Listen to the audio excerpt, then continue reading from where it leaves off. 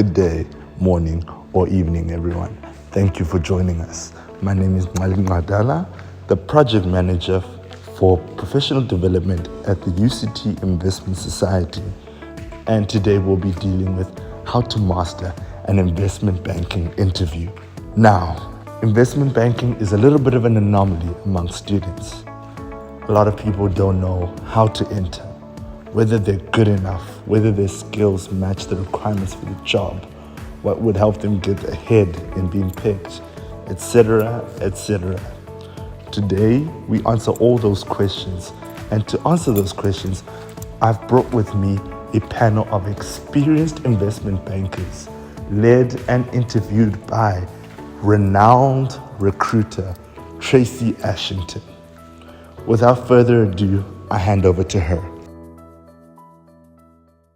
Thank you so much for pushing for this. InvestSoc this year has been amazing in terms of reaching out and setting up webinars and presentations and getting as much exposure for the whole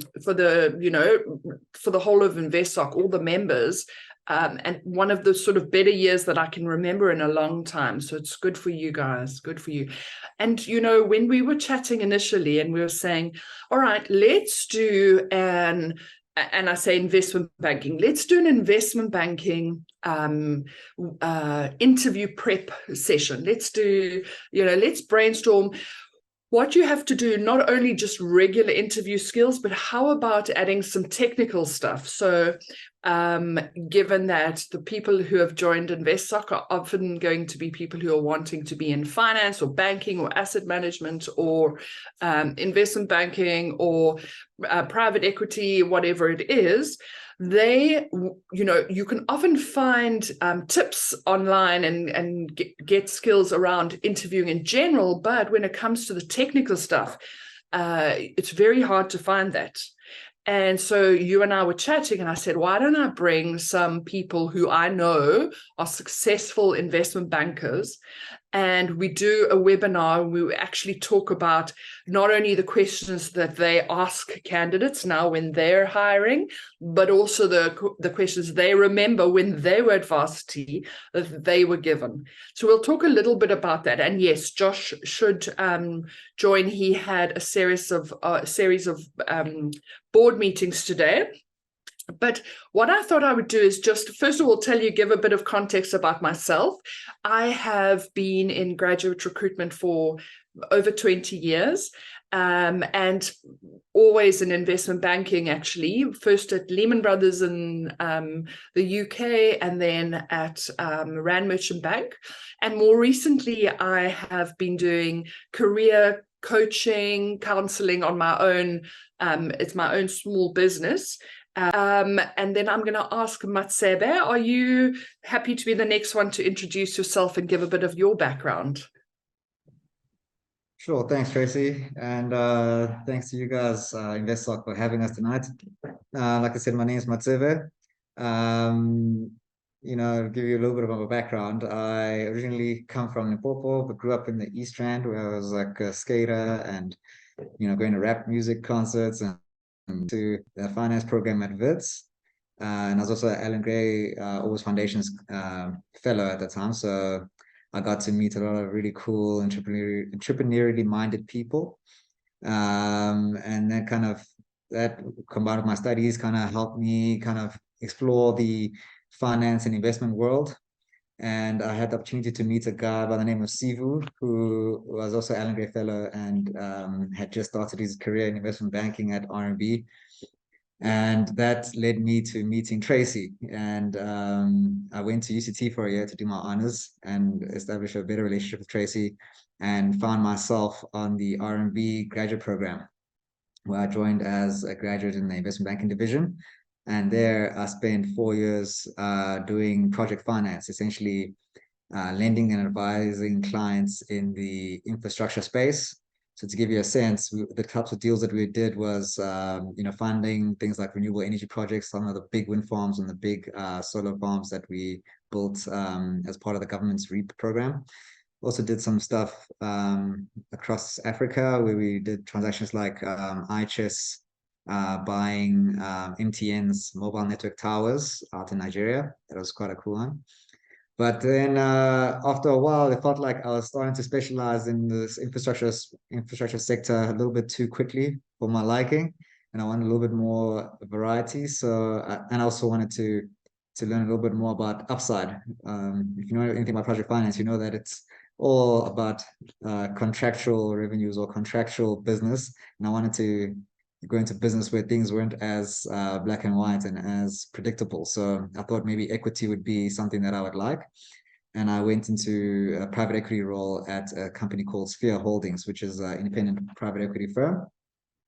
And there I spent 5 years investing in privately held business. I think we can go into what private equity does, etc., a little bit later. But I did spend 5 years there. And then as luck would have it, RMB came again and called me back, and I now joined the private equity business at RMB called RMB Corvest. So I've been here now for 3 years and doing more private equity deals in SA. So yeah, it's a little bit more about me. Awesome. I forget how long you've been doing these transactions and so on. I still remember you as, you know, when I interviewed you and we were like, wow, this guy is... So I'm so glad. Klaus, over to you.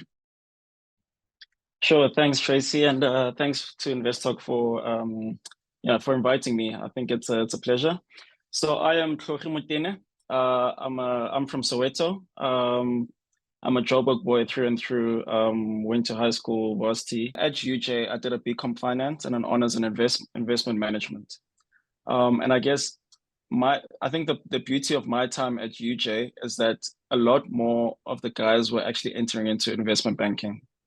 And I think what the guys did is that they came back to UJ at our honors class, provided guidance as to interviewing, what to look out for, what to do. I think that helped us a lot, and it kind of steered a lot of us into sort of being intrigued by the industry in general.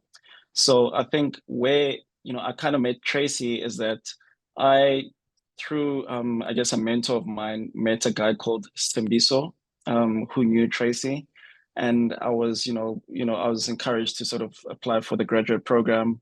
I was able to enter the graduate program with a friend of mine from UJ. And I guess, yeah, I mean, the rest is history. I mean, the graduate program was very useful in terms of providing insight as to the different parts of the bank, what they do, meeting people that are in the bank, them sharing their stories. I mean, I met Matt at that winter school, and I think, a big part of it was sort of, I guess, being present, right? Showing a bit about yourself, showing what you know, that you're willing to learn. And I think as, I displayed more and more of that, I kind of got a lot more and more sponsors who were recent grads, sponsors who were in the bank for quite a while. So I think that helped a lot. And then that led to a full-time offer at RMB and the corporate finance team. And there I started off doing mid-markets M&A. So it's like more small to medium-sized businesses. And then I ended up doing equity capital markets. So that's a team that does listings on the JSE, sort of capital raises, etc. I did that for about a year and a half. And then I went to JP Morgan. Today, I'm back at RMB doing real estate investment banking. So essentially, we provide financing solutions for real estate companies. So it could be debt funding and the like. So yeah, I mean, in short, that's my story. And yeah, I'm more than happy to answer questions later. Amazing.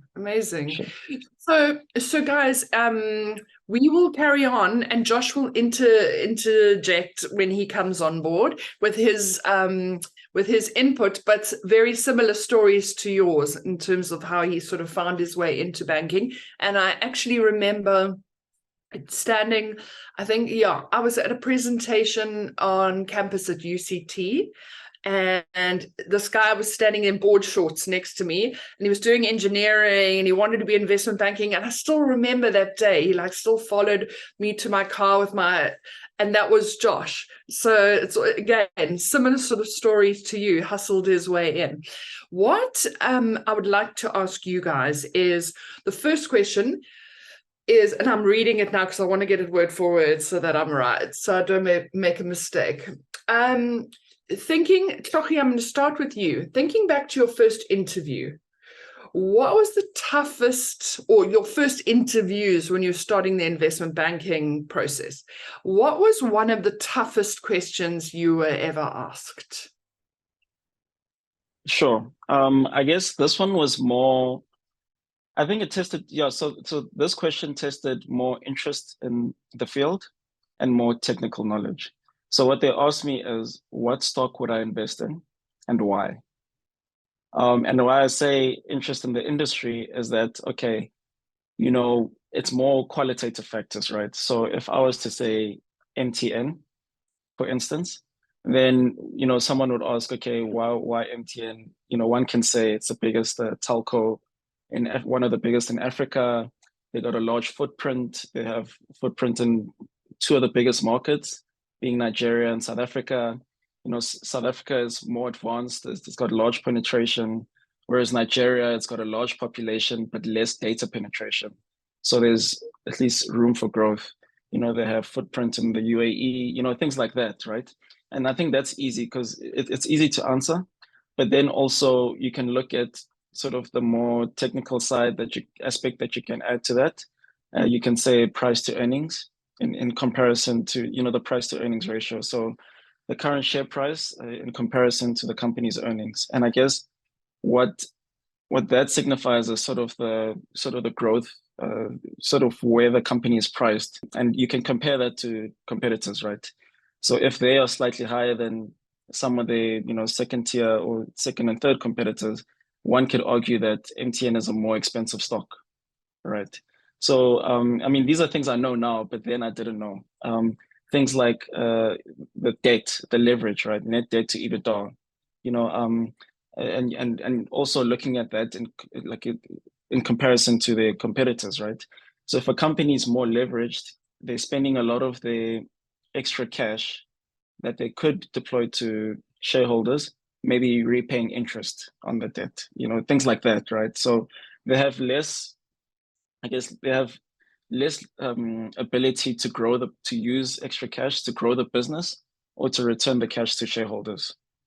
For instance, I mean, that's just an example. And then return on equity, right? So how much are you getting back for the amount of money that you've invested in the company? And that speaks to how the business is run, how they manage their, I guess, expenses, you know, how they, you know, sort of, yeah, like, I mean, it's more on that, yeah, income versus expenses, how all that's managed, right? So I think those are, I think the more those technical aspects and layering my answer in the context of the operational environment would have been very, very helpful to at least, I think, acing that question. I agree. The layering that you're talking about. And the thing is also to remember that when you're meeting with someone in HR for first round and so on, they're not going to need to know debt to equity ratios. But by the time you go to second round, when you're meeting line managers, and final rounds when you're meeting business unit heads, they're going to be very particular. And the other thing is, like you were saying, MTN, for example, they're not going to say, what is the share price of MTN today? So, Mats, how about you? Thinking back all those years, which was the one that really needed you? I remember I was interviewing once and somebody asked me quite a simple question. He just asked me, you know, how do you value this pen that he's holding, basically? And it was one of those questions that took me aback because it seemed kind of, you know, deceptively simple. You kind of get a sense that they're trying to trick you, you know? But fundamentally, I think with all investment banking questions, they're trying to kind of have a sense of your thought processes, right? And have a sense of whether you can apply the things you've learned in your studies to this world. And I went along bumbling around the question because I was kind of taken aback. I was like, saying, what is a pen made out of? What is a pen used for? Where did you get the pen? So it was like trying to ask more questions to kind of get a sense of how to ascribe value to this pen, when really all he wanted me to say was, you could either compare it to the price of other pens, much like a company. When you value a company, you can compare it to other companies in similar sectors. Or you can look at what pens used to cost the last time you bought a pen. So the last time a deal was done in a particular sector for a business, let's say MTN bought a internet provider, you could look at the market and see when the last time somebody else bought an internet provider in the same market and see what kind of metrics were used in that transaction. So they were really asking me fundamentally, how do you value businesses? And what are some of the techniques you can use to value businesses or pens? But they try to bring it down to a very simple and easy to understand concept. So I remember that being something that made me kind of relaxed. I needed to like calm down and just think logically. And I remember that will always kind of stay with me. Sorry, Tracey. I'm dying to know who it was. Which bank? That was Thlogi's ex-bank, JP Morgan. And what did you say? What was your answer? No, I just remember bumbling around and asking other stupid questions to try to basically make them get annoyed and move on to the next question. Oh, and then that's actually a really good question to remember, right? And that brings me to another point. Are there often people, interviewers, either they're kind of trying to be all smart and witty and whatever, and others who just ask random questions because they want to see how you think.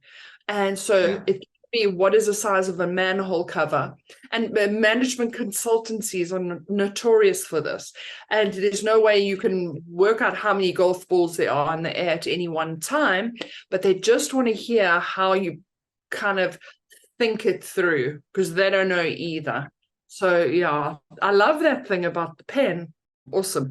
Okay, so now, Mats, I'm going to put you back in the spotlight and say, nowadays, when you are interviewing somebody to come into, and yes, I know you're Corvest, but when you're interviewing, say, for example, you go on campus with a team to interview candidates for the R&B graduate program, what is a question that you would always ask, or a question you find really useful when deciding if someone's right or not? A big question for me is, how does a bank make money?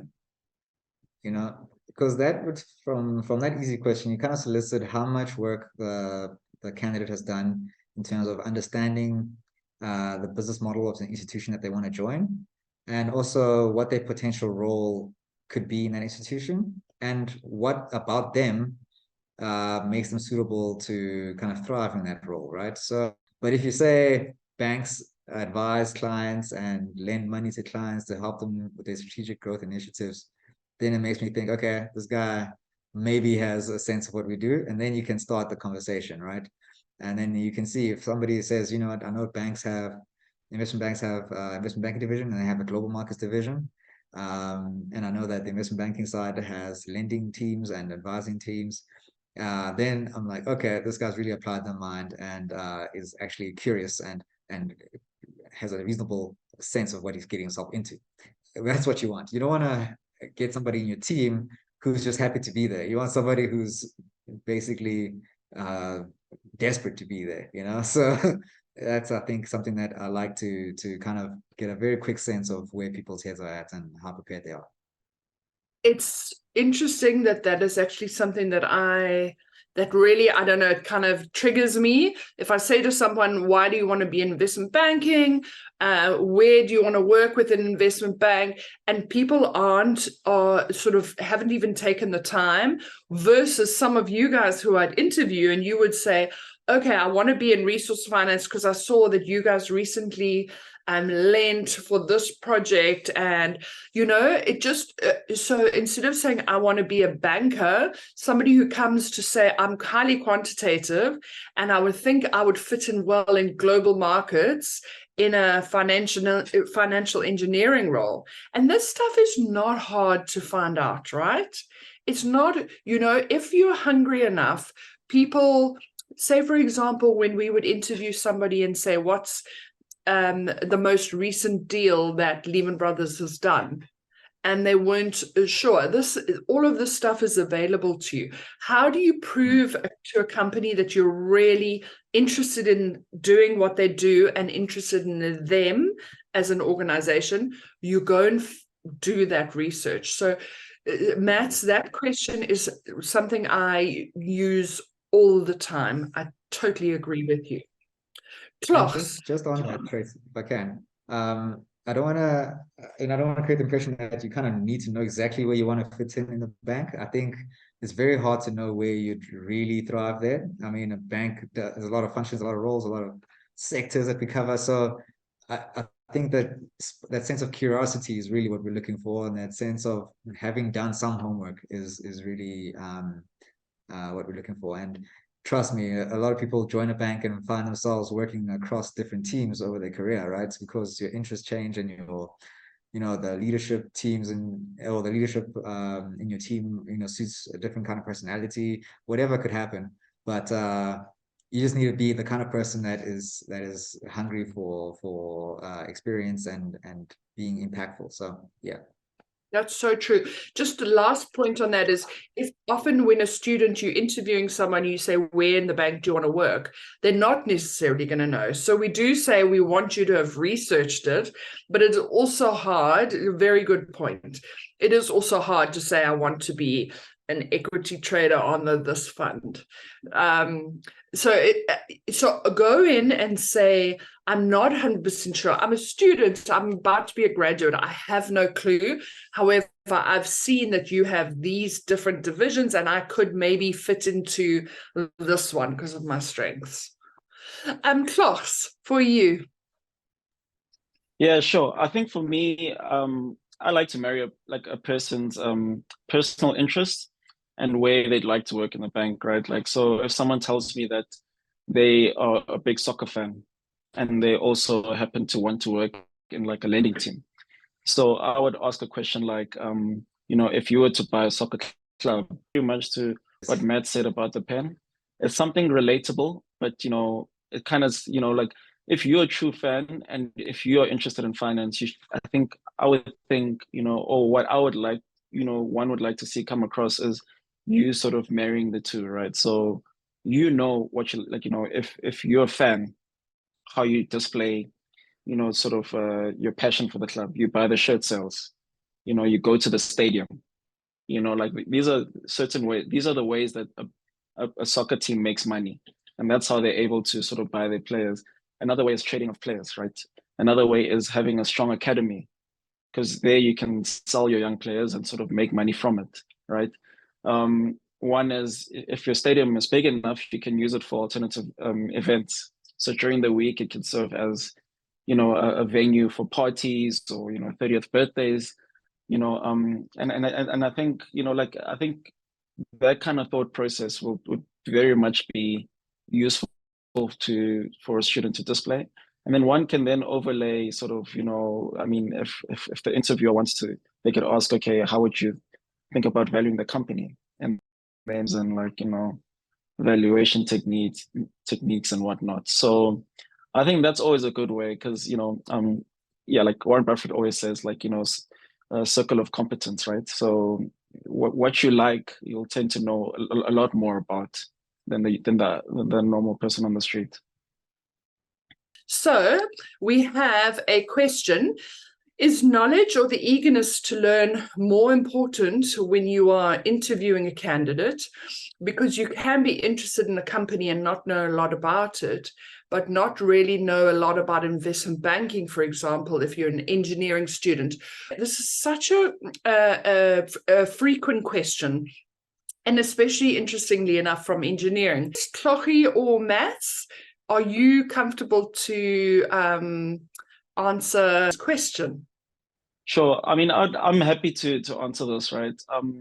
I would say the difference between when I was a student to now is the availability of resources. And I think one, it's like on Twitter, on Instagram, you could literally follow channels or other analysts that are posting basically what they do, how they got into the industry. Like, even on YouTube, there's a lot of endless content of people, sharing knowledge as to, what an investment banking interview constitutes, what technical questions you can answer, like, that you could get asked, character fit, actually what private equity does. There's various websites like Mergers and Inquisitions. There's a website called Mergers and Inquisitions where they outline literally almost every segment of banking, whether it's lending, whether it's corporate banking, whether it's M&A, right? So I would say, I think being well researched, if you really want to get in, is very important. And Matt spoke about being desperate to get in. There's a lot of competition, like amongst universities, right? And kids that really want a seat in M&A at RMB, or, a seat in private equity at RMB Corvest, that, I think going the extra mile to display your eagerness and knowledge will really set you apart from a lot of people. Because at the end of the day, when interviewers are sitting with 2 CVs of students with A pluses, 80%, they're going to look at that X factor, and that X factor is going to come into what extra work you put in to differentiate yourself from the other student. So I would say, find that X factor, connect with people on LinkedIn, ask for coffees, ask for advice, Little just extra. network. Yeah, that notice. If you think that there could be, I mean, for F&B it was 12,000. For other investment banks, for RMB it was 4,000 people applying. Think of a way to stand out. You want to be one of those people who so if there are 3,000 applicants and they maybe shortlist 300 amazing people, and then they maybe pick 30 amazing people. Think about what you can do to be one of those 30. Often companies will say, do this in order to apply, follow these steps.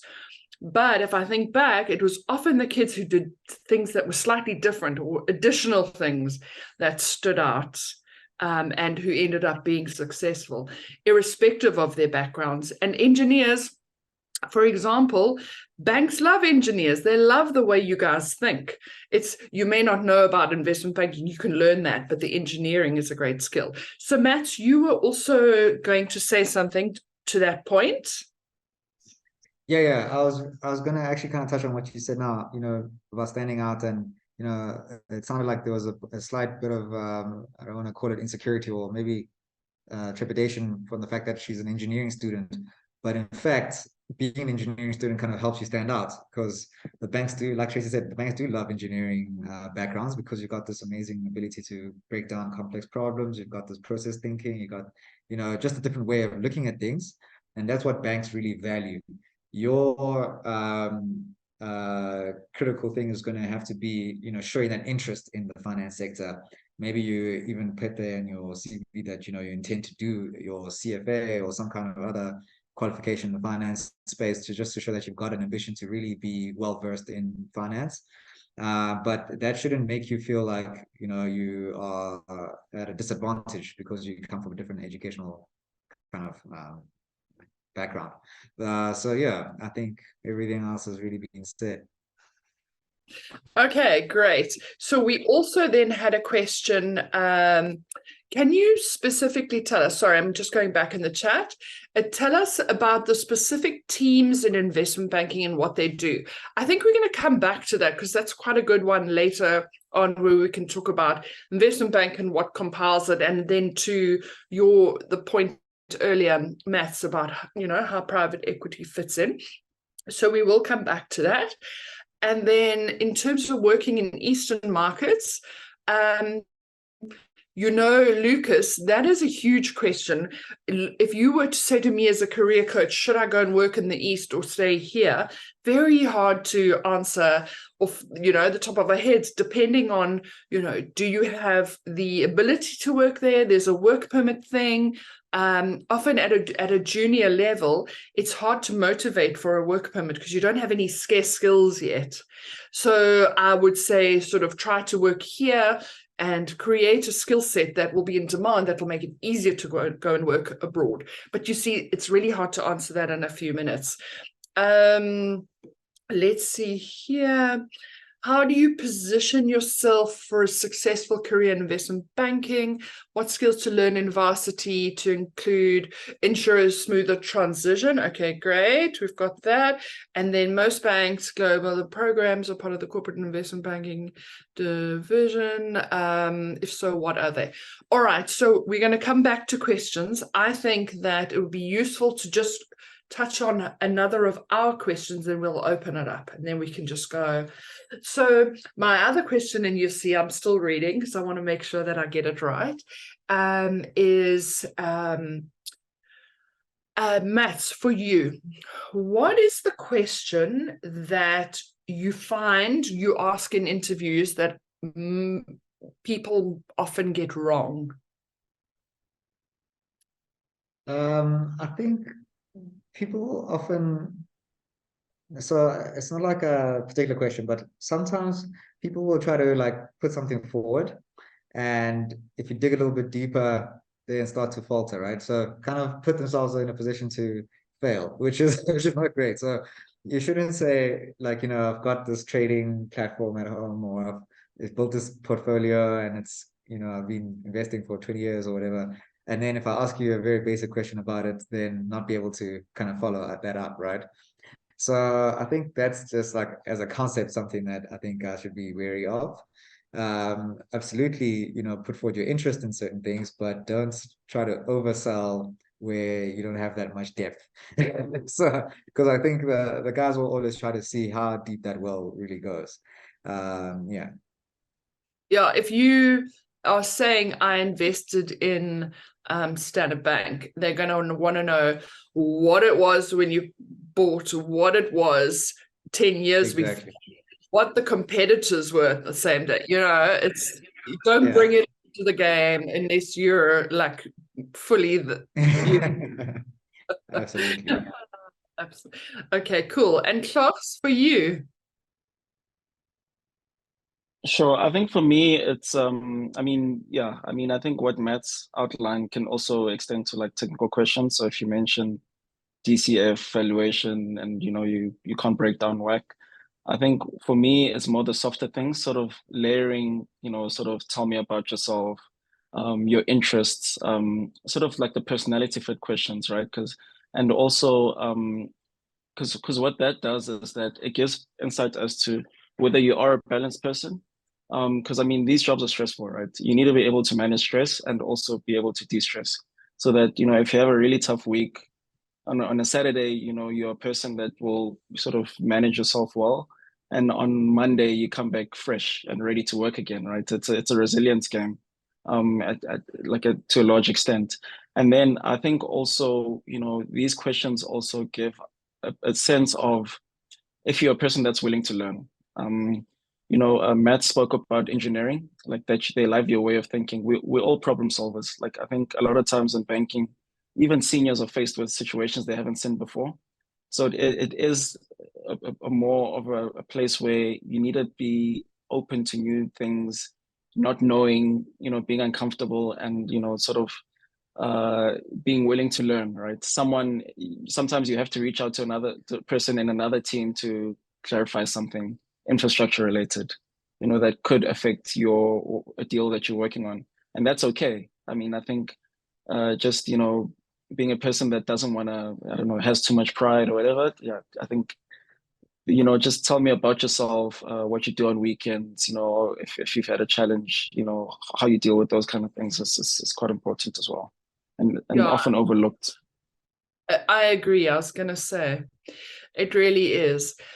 It's hard when I was interviewing throughout, and especially, I must say, when I was interviewing for Lehman Brothers in London, there was less of a personal touch. It was way more getting to the point, what business opportunities, what clients can you bring to the table? Yes, you've studied history, which because it was a lot broader there, but whereas in South Africa, once I moved here, I think there definitely was, there were times where people actually wanted to take it away from just the technical and say, tell us about you, tell us what makes you tick, what excites you when you get up in the morning, how do you think, which I think is a good thing. Interestingly enough, as you guys are speaking now, I said, when I was going, oh, Josh is on. Let's see. Is Josh on? Awesome. Hello, Josh. How's Tracey? How are you doing? Nice to see you. Thank you for joining us. Sure, sorry for being late.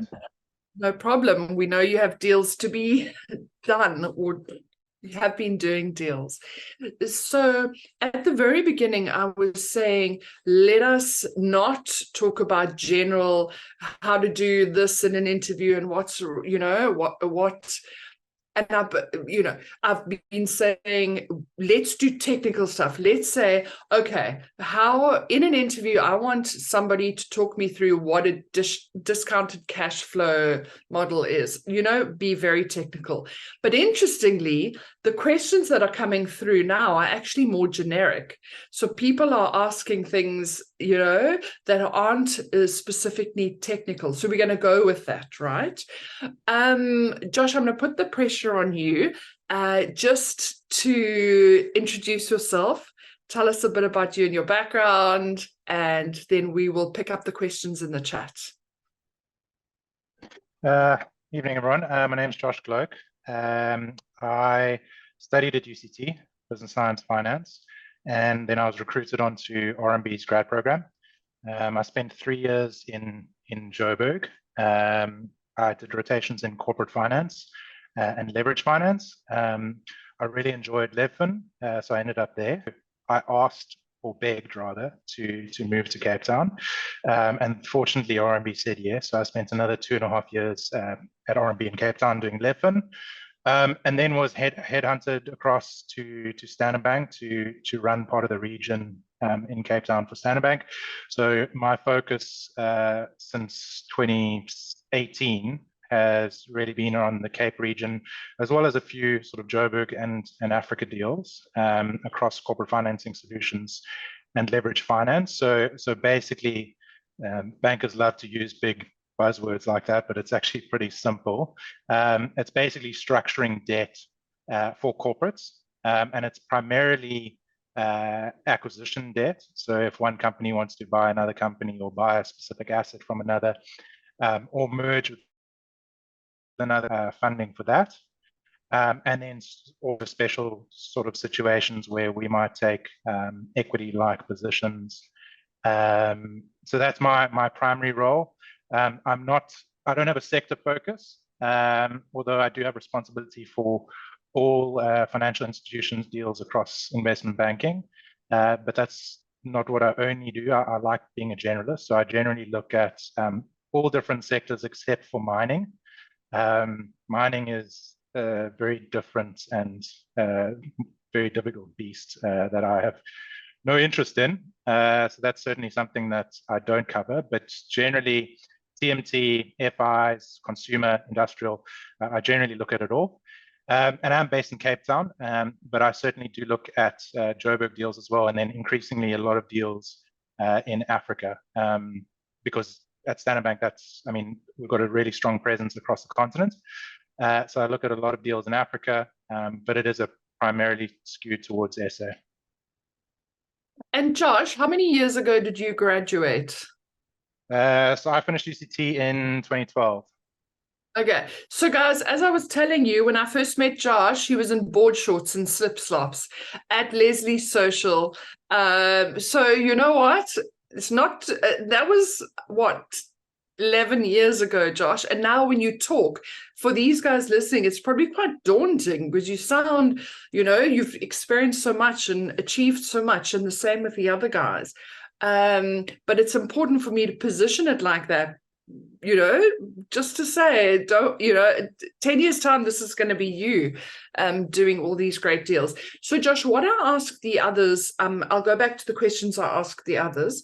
Thinking back on your first interviews for investment banking, what were you asked? So try and be specific. Just think of one, and were you right or wrong? And you can admit it if you messed it up completely. Yeah, so I mean, I interviewed with a lot of international banks and then local banks as well. I think the international banking interviews were significantly more difficult. The SA banks like to focus on who you are as a person, but equally there are some technical questions thrown in there, but they aren't that tough. I mean, if you're a finance student, you should be able to get them. The toughest question that I probably faced was in my final round interviews with RMB. It was with all the sort of the heads of the business units, and Sandeep, who was going to be my boss in Levin, asked me a very, very technical question around valuing an insurance company. I was just off the back of being in the CFA Research Challenge, which maybe some of you in final year do. Dr. Turin pulls together a team. And we had just done this huge valuation report on Discovery, and we'd won the South African round, and we were going to go to London. So we delved into that quite a bit. And they were throwing a lot of technical questions at me, and I was doing, I thought, pretty well in them. And then Sandeep threw an exceptionally difficult question at me, and I took a shot at it, and he absolutely rinsed me. He tore into me. I got it completely wrong, but it was a hell of a tough question. I can't even remember. I can't even remember. It was something around valuing an insurance company, which is obviously different to valuing a normal corporate, because you need to look at it in an actuarial way rather than necessarily a DCF type valuation. Yeah. But yeah, I got rinsed on that. But the way that you should think about these things, getting asked difficult questions is a good thing. The way that I approach interviews, I don't really interview grads anymore, more sort of senior roles. But the way that I approach it is, it starts off quite easy, and if you can prove yourself and you're answering questions well, it should get progressively more difficult. And if you're getting tough questions, that's a good sign. Generally, when I interview people, that's the approach that I take. If I don't ask difficult questions, that's not a good sign, because that basically means I'm not interested. So you should view it as a positive, getting difficult questions. What I do find is, when I am intrigued and think that someone's good, I do push. But there are other times when I interview and I know someone's a slam dunk, and I'm like, okay, we're good to go. So you can't read too much into it. However, Josh, that's really interesting. And it's interesting now that you don't interview grads as much. So obviously, like, as you've become more senior, you interview more senior people.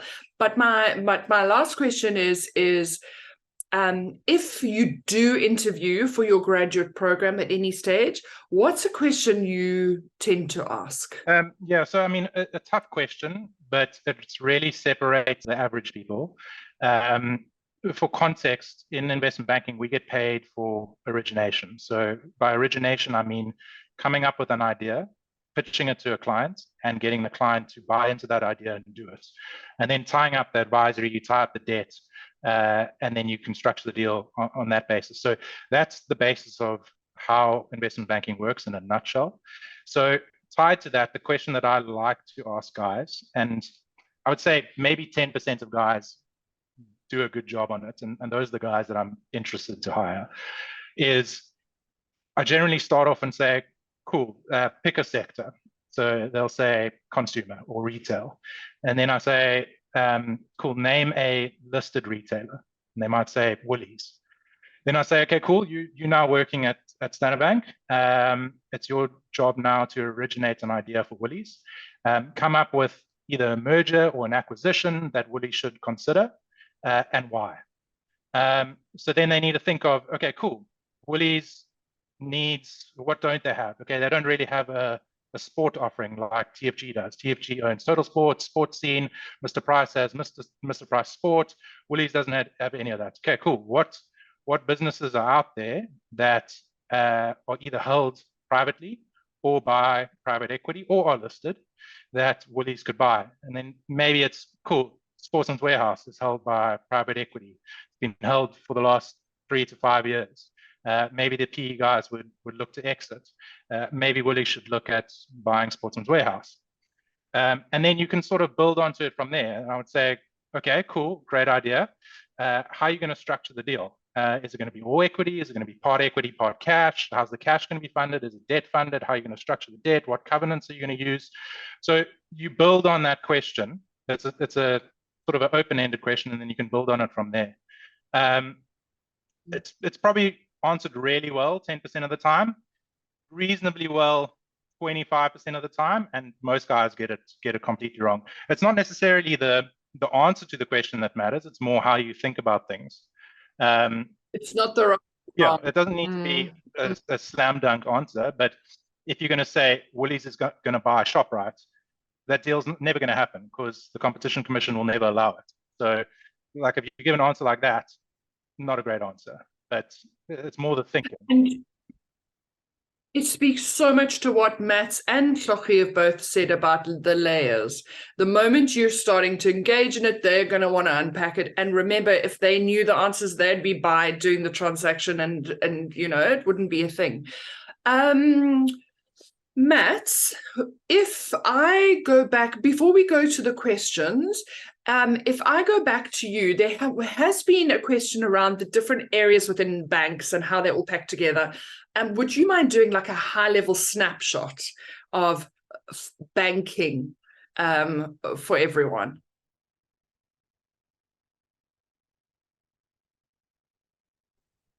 So slow to unmute there, but sure. I'll maybe just talk to investment banking. So kind of leave the retail banking aside. So yeah, an investment bank typically would have what we in the R&B world would call the investment banking division, which is its lending and advisory business. And then they'd have the global markets division, which would be the short-term trading business. So on the global market side, and I only know as much as I learned while I was, studying and interviewing for investment banking jobs here. But on the global market side, there's the short-term stuff. So things like interest rates, bonds, commodities, equities. What their job is to help facilitate trades between clients in those products. So to give an example, somebody that trades or wants to help ShopRite, for example, wants to import, I don't know, sugar from wherever, they'll want to try to hedge the price of that sugar, and they will basically interact with RMB or another investment bank and their global markets team to kind of lock in their sugar price so that they can have some certainty on how they import their sugar. So that's short-term type of trading that is done for clients. Then on the longer term side is the investment banking division. Like I said, it's usually split between lending and advisory. So on the lending side, you typically have different teams that would be either sector or product focused. So like Thlogi mentioned, he works in the real estate team. They look after all real estate clients, usually the likes of your developers and your funds, like your Growth Points, your Liberties, etc., that own commercial properties, develop commercial properties and invest in properties. So the lending side would essentially give them debt, fund their projects or acquisitions. There's other sectors like your resources. We specialize in mining, infrastructure, which is where I worked, which looked at project finance or infrastructure related type of projects. And then you have your kind of advisory side, and advisory is usually your corporate finance teams or M&A, and they help clients purely from an advisory point of view. They don't use the bank's balance sheet to invest into businesses. So they basically help companies take on strategic initiatives like acquiring other companies or raising capital in the markets, the equity markets, through a listing or through debt markets, through raising bonds, etc. So their main revenue stream is fees generated from advising clients. What some banks have, like what RMB does, is also have a private equity division. And private equity is essentially using the bank's balance sheets to invest in privately held businesses. So essentially, to give you an example, one of the companies that RMB Corpus is invested in is Fidelity Security. So quite a few years ago, RMB Corpus put money into Fidelity to buy shares in the business. And once we did that, we deployed some of our executives to sit on the boards of Fidelity and help the board of Fidelity to kind of grow the business through various strategic initiatives. So we would typically look to invest in businesses that we believe have an angle to exploit or find a way to generate growth that would otherwise be missed without our participation. And once we invested, we help them unlock this growth. And once it has become a massive business, like we all projected it to be, we will sell that business to generate our profit. So that's currently where I work in the private equity division. Yeah, so I think that's a kind of overview of what we do. Obviously, there's a lot more. I mean, these days, it feels like, especially in an entrepreneurial setting like RMB, you do feel like there's new divisions that pop up every day, new teams, new solutions for clients, new products for clients, and you know, it's always going to be evolving as the market changes, as the economic landscape changes. You got to find new ways to be relevant to your clients, and bankers by themselves or by their nature are quite entrepreneurial and quite innovative. So you always find a way to kind of craft new things and opportunities. So yeah, I think it's a world of wonder, really. What you're sharing now is gold, because so many people come in with thinking of what they want to be doing or within a bank or an investment bank, but it's so hard to know when you're a student. You actually have no clue. You could say, oh, do you want to be in global markets or risk? And it's hard to conjure. So while you were speaking, I was thinking to myself, I wish we could just take down those words. Going into an interview and being authentic about, I really want to work in this team, but not actually knowing if that particular team exists is incredibly difficult. If you guys are comfortable that we look at some questions. All right, so I think let's look at questions, Tracey. You got the first one. Okay, so we've got PC. How do you position yourself for a successful career in investment banking? Basically, what skills to learn? This was the one about the, okay, let me read it out. So basically, what skills to learn in varsity to ensure a smoother transition between varsity and the banking world? Because there seems to be a disconnect between the two. Yeah, I think the first thing to say is that there's no blueprint, right? There's no tried and tested method that works all the time. I think the main thing is to be able to demonstrate that you've learned and are able to say your finance or your equities classes or whatever is relevant for whichever part of the bank you're interested in. I think that's the first one. Basically applying that through examples that we've outlined, right? Companies, and being able to apply the technical knowledge to, you know, if Josh asks you, you know, if Woolies was to buy a company, how would you think about that and how would you value it? I think that's most important. I think what one could do, say as a precursor to making yourself stand out, I think first and foremost is doing internships. I think positioning yourself for winter internships, even way before, right? I think that'll give you a lot more insight and exposure to people that are in the industry. And through that, and doing some kind of work at these internships, you'll learn more and more and more, and you'll dig deeper and deeper and deeper. I think that definitely will help you stand out, and I think it will give you a better sense of what you like and don't like. I can tell you now, my first internship was in asset management at Stanlib. I could tell that it wasn't for me, and it made me more eager to get an internship at an investment bank, which was RMB.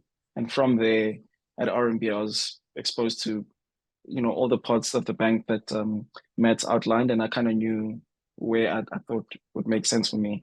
So I think internships definitely make a big difference, and you do get firsthand advice as to how to prepare for an interview, how to set yourself apart.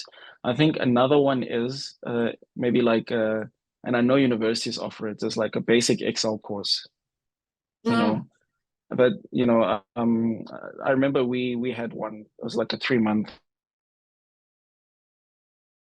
I mean, things like that, they do make a difference. You put it on your CV. It does show like eagerness and, that you are able to at least hit the ground running, shortcuts, how to do a pivot table, small things I think also do count. And I think more and more you are able to go on YouTube and there's endless content. There's nothing you can't find on YouTube and on the internet, like something like PowerPoint skills. There are people on YouTube that are literally telling you how to do a shortcut on PowerPoint or on Excel. So that's why I say like to stand out it's becoming very, very difficult these days because the resources are there. It's just a matter of how you finding them and applying them correctly, I would say. I agree. You could see me get excited about certain things that I so agree with you.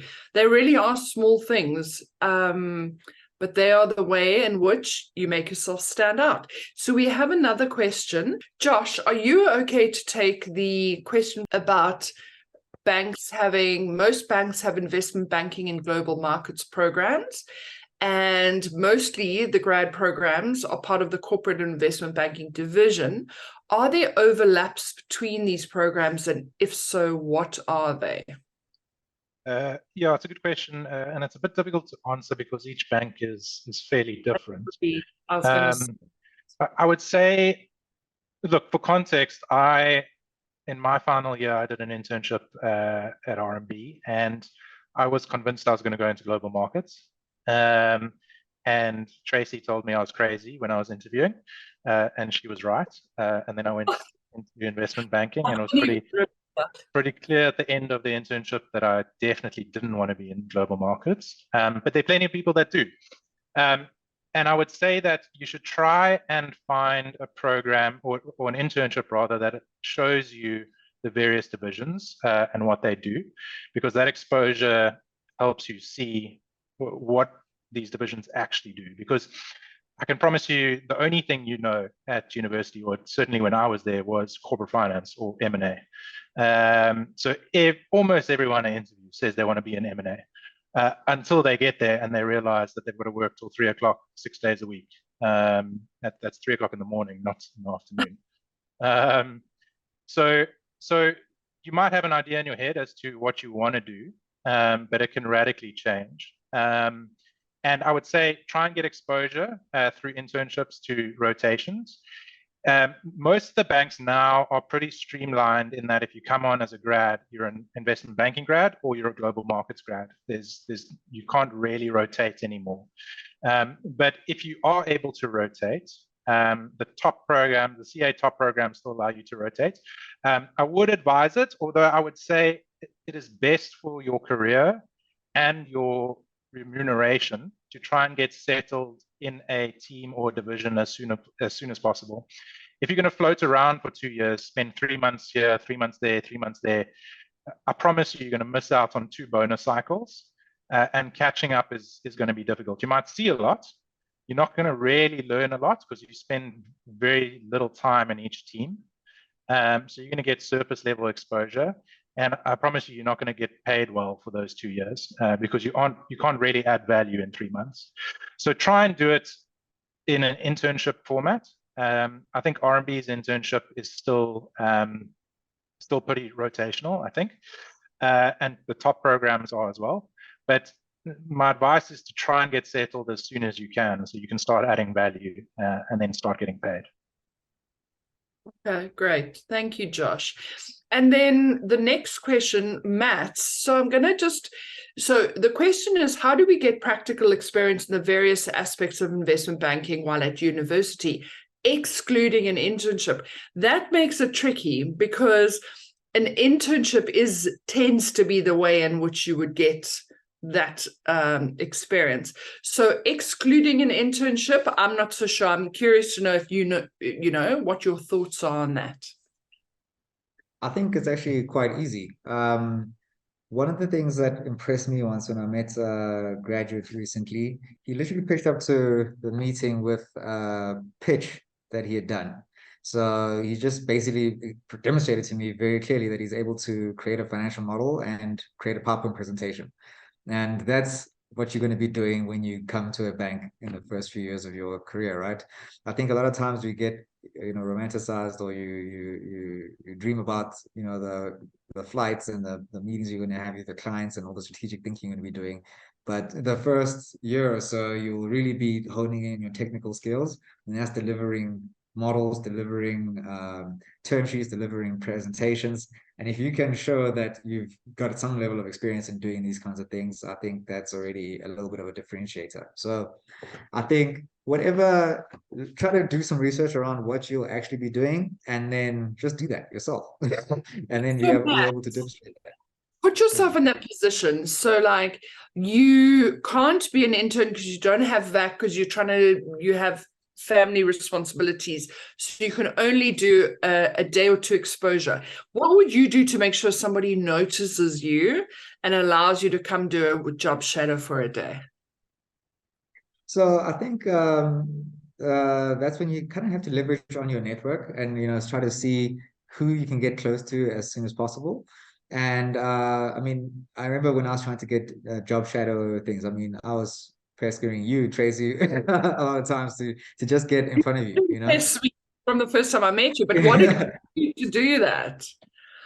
And I think it's just trying to demonstrate that hunger that we spoke about again. So if you can demonstrate that you've got hunger and you're not just talk, taking the time to put some work together to show people that you're actually keen to get into the space, that does wonders. So I think I don't want to hop on the same thing, but really just taking the time out of your normal course of work or course of studies where you're delivering your assignments for school, something that you're doing on the side, that you can show took some effort to actually put together, and to kind of set yourself apart goes a long way.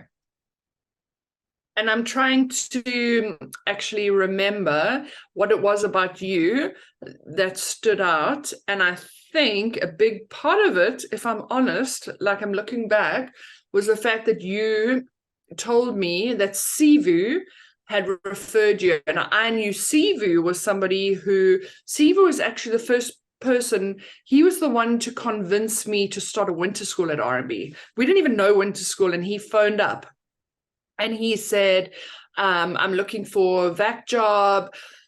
We said, we don't do it. And then my colleague said, this young man is really hungry. He's determined. Please pick up the call. And I picked it up to say, listen, we don't do VAC jobs. And by the end of the call, I said to him, find 2 friends. And if you guys can, the 3 of you, 2 friends of your caliber, hunger, background, whatever, we'll do a winter school. And that was our very first winter school. And I think that was probably 2008. And that speaks so much to your point of doing something to stand out. I've had people say, I'll tie myself to your desk and bring coffee. Or I've had somebody else say, I'll work for free for a week, but if you hire me, you're going to pay me for 2 weeks. You're going to find little kind of, sometimes cheeky, and it's kind of scary to do it, but find little ways in which to encourage. You could even approach somebody and say, hey, Standard Bank, I'd love an internship. They say we don't do it. You really want to work in corporate finance. You go and find somebody who's a grad in corporate finance at Standard, and you say, you got into Standard. What did you do? How do I get noticed? Or who's the recruiter that you use that I can send my, it's like little tiny things that actually make such a big difference. If I can share another story. Yeah, I can share another story. I mean, how I got into Sphere Holdings, the private equity firm that I worked at before Corvest. when I was still a student, so when I was still at university, I obviously started looking into the different industries, and you pick up news articles about, who's doing deals. And I actually still have the emails where I emailed Sphere to congratulate them on the deal that I had done, and to say I'm a student and really looking forward to potentially coming to meet you guys in the office, and et cetera, et cetera. Obviously got ignored. And then followed that up a couple of times, but ended up finally getting the attention of somebody that worked there, and they offered me an internship.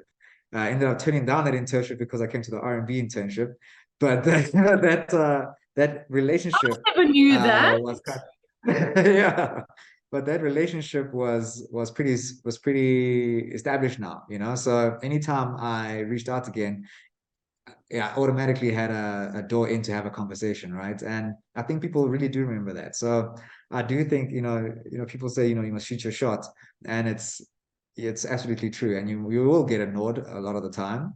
But I do think that it's important for you to realize that, people are still human beings at the end of the day, and they do remember these little things. So later on, when I did finally join Sphere, I had a differentiating story to the other candidates, because technically I've known these guys since I was 19 years old, not now when I was looking for a private equity job, So you had So a strategy from the very beginning. the strategy is not, I wouldn't call it strategy. I just think it is important. And I think any of the other guys will tell you that, your clients do value that relationship that you build with them. People want to work with people that they trust, or people that they like. So really do put yourself out there. Don't take yourself too seriously. Just go out and try, Yeah. Okay, cool. So Klaas, next question for you is from Poliswa. Please may you tell us, what is a definite deal breaker for an interview?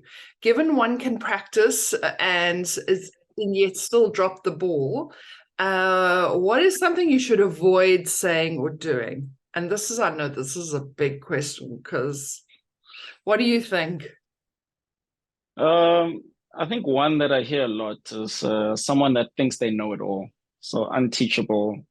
You're not likable. Like, if you're not a social person, right? Because we all work in teams. That's investment banking. Like, I mean, whether you work in capital markets or in M&A, like lending or private equity, we work in teams and we all work with clients. So I think you need to be relatable and likable to some extent, and people just need to be able to talk to you easily. Like, how people talk about open door policies. At least someone should just be able to walk up to you and ask you a question, and have a conversation, get a response, and you can go on about your day. I think, and then I don't know, like, I think coming across as a bit like arrogant or show offy is always a turn off to people. Some people will name drop, or they'll say, like they'll go to an R&B and say, I did my internship at Goldman Sachs in London, acting as if they know it all, or they've been there, done that. And the guys at R&B are like, okay, you go to London, and I think missing out on the opportunity of working with extremely intelligent people at R&B or Standard Bank, right? So I think those are like just small things. Like, you take it for granted, right? Like, if someone was to ask you how you deal with conflict and how you manage that, it says a lot about you. So I think it's more the character things that you can mess up really badly. I mean, the technical stuff, I mean, we have outlined, right? Like, you need to show a certain level of understanding and ability to apply. But I mean, on the technical side, as Josh mentioned, it's more about way of thinking than anything. But I think, yeah. So much. And in actual fact, you can often say to people, you can justify anything. So first of all, technical stuff, you're right or wrong, you can admit it, ask for feedback. You can even, after the interview, email and say, I've been thinking about it, I messed up, and so. When it comes to the personal stuff, you can either ace it or not. And often people prefer it for you to say, oh my gosh, I actually have no clue, can you help me? than trying to muddle on and prove that you can. I actually tell the story. You could literally scratch your ear in an interview and say, I'm so sorry, I'm scratching. I have a fever. And people will be like, no problem, so long as you enunciate it. So as long as you talk about it. So what I do think is, oh gosh, there's so many questions coming in here as we're speaking about it. What I do think is, no matter what you say in an interview, so long as you can justify it or validate it, then it's not going to be a deal breaker. You could mess up and you can turn it around. So don't only think of how you answer the questions perfectly. Think of how you recover from the questions that you may not answer perfectly and turn them around in your favor. So that's just an additional to what Klaus was saying. Okay, so we only have 5 minutes. And we are at, oh, Josh, specific question for you. How do you respond to a technical question that you don't know the answer to? Or is it better to take a shot and admit that you don't know the answer? Look, I think it depends if you know vaguely the answer, in which case you should try and take a shot and maybe they might be kind and help you out a bit. But if you have absolutely zero idea, don't try and take a shot. It just makes you look really bad. What's best in that scenario is to say, I don't know, but let's assume the interview's at 9 in the morning, but I'll get back to you by 3 o'clock today with an answer. And then drop them a mail with the answer, but don't just give them the answer. Try and go above and beyond. So, I mean, if they ask for a valuation on company X and you need to walk through it, don't just write it in an email. Maybe just do a quick valuation. I mean, there are plenty of templates. Just Google DCF valuation Excel template. You'll find one and pull something together. Just go above and beyond if you haven't been able to prove something earlier on. But take a shot if you've got a vague idea. If you don't, it's probably best to say you don't know, but you'll get back to them by 3 or 4 that same day. Exactly. It's such a good tip. If you don't know the answer to a question, say, you know what? I want to think about it. Can I get your email? And I'll email you the answer once I've done some research. It's the ideal way to follow up after an interview and say, thank you for your time. Oh, and by the way, I retract my thing. MTN isn't a great deal. I should have bought Thlogi, etc. So yeah, I agree with you so much on that. Guys, we are nearly done. So now we have Thlogi and Mats, but Mats, maybe you, how well do leadership roles in university help one stand out in investment banking? And I'm assuming investment banking interviews. It kind of just gives us a sense that you're somebody that's quite involved and likes dealing with people, likes taking on responsibility, likes challenging oneself. So it just says something about you. So I think that having some things on your CV that show the interest is a great thing. And I mean, I remember, for example, I was only at UCT for 1 year for my honors, so I wasn't a leader of any of the societies or anything like that. But I still had on my CV the fact that I was involved in various societies, and I didn't only want to have InvestSoc. I wanted to have Esoteric Heads, Hip Hop Society. I wanted to have, the skate crew that I was involved with. I wanted to have all the other things that I was involved with to show that there's a little bit of a dynamic person that you're going to be dealing with, and not just kind of a cookie cutter approach type of person. And I think that always comes through. So definitely do try to expose yourself to some leadership opportunities, not only just to make you stand out in interviews, but also just to give you some life experience, because you draw from that when you're working and want to add value to your team. So absolutely chase it. So the last one is, Mats, I'm wondering if you want to take this as well. Is it advisable to do CFA while at university? I mean, all three of you could speak to this, because people are like, coming to me saying, should I quickly do CFA 1 while I'm at varsity to give myself the edge? Should I rather do masters? Should I get a job and then do CFA? The CFA thing is a big question. Perhaps we'll put, and we're going to use this, unfortunately, as the last question. So is it advisable to do CFA while at university, or do most companies sponsor CFA, et cetera, et cetera? And I'm going to ask each of you just to do a quick answer to that, and then we're going to wrap. Matt, do you want to start? Okay, cool. Yeah, so I mean, I didn't do my CFA while I was still studying. I started it when I started working, and it wasn't because it was a requirement. It was just because it was something that I wanted to pursue for myself, and I thought it would be good to have a kind of globally relevant qualification to kind of back up my educational background in varsity, and also just to establish myself as a professional in the investment space.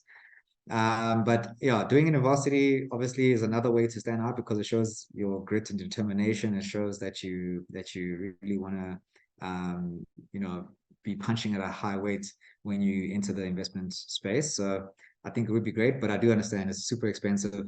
It is a lot of pressure for you as well while you're in varsity. So I think you need to weigh up the commitment that it takes. I mean, the whole 300-hour analogy or 300-hour story where you have to put in 300 hours to work to get yourself in a good position to pass. So do weigh that up with your commitments. I think it's far more important to finish off your degree than it is to get level 1 of CFA while you're still studying. And yeah, once you have started working, I think if you want to do it, you should go for it.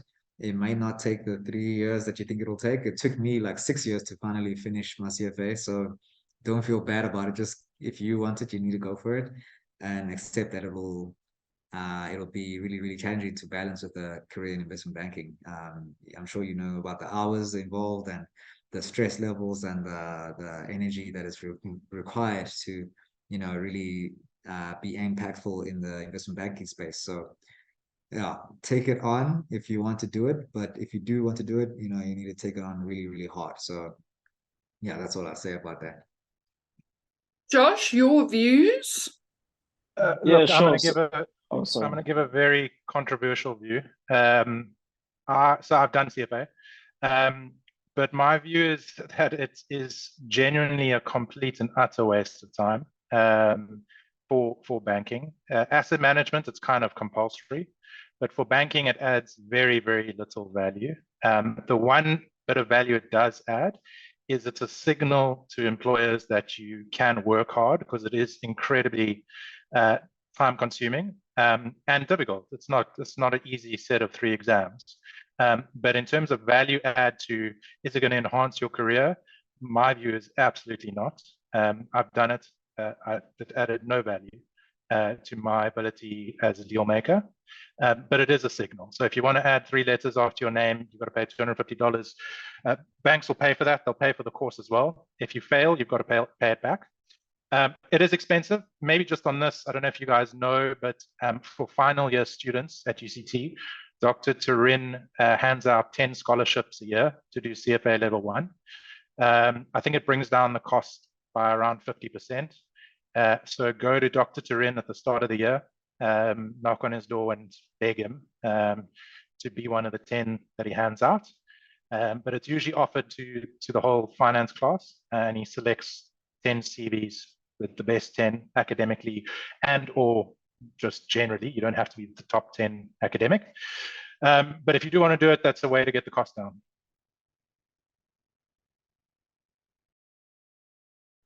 I'm making a note here because so many people ask. Josh, yeah, that is controversial because so many people.